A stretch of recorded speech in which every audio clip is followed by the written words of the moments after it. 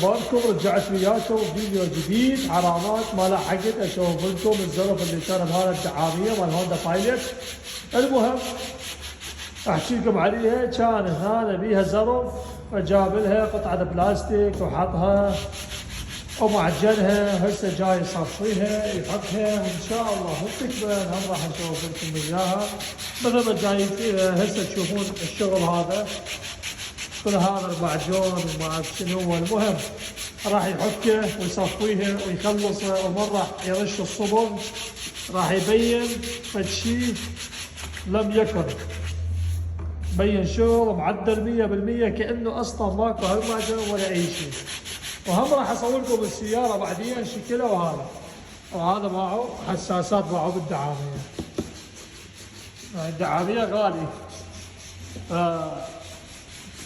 قلنا نصلح الدعاميه اللي عندنا احسن لنا.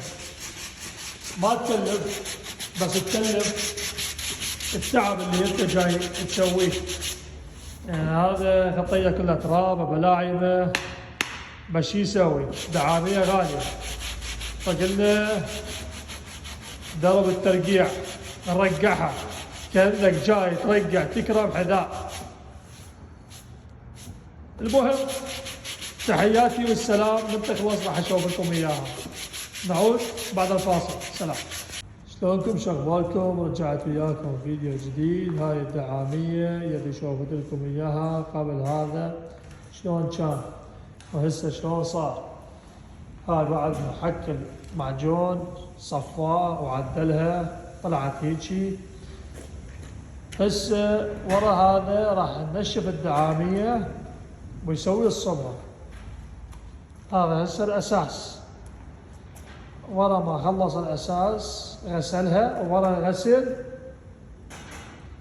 راح يسوي الصبغ مالتها ومن تكمل راح نشوف لكم اياها.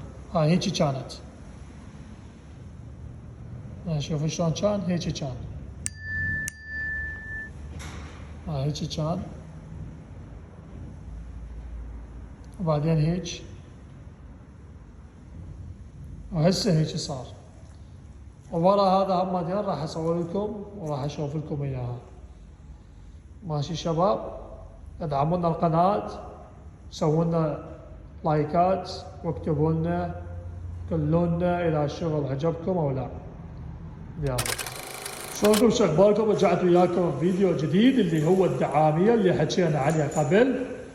وهاي هسه ما شاء الله اللهم صل على محمد كملت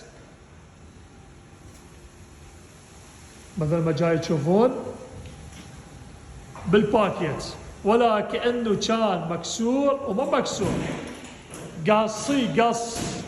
قاصينه قطعة كبيرة قاصين من الدعامية. وهاي الصبغ اللهم صل على محمد.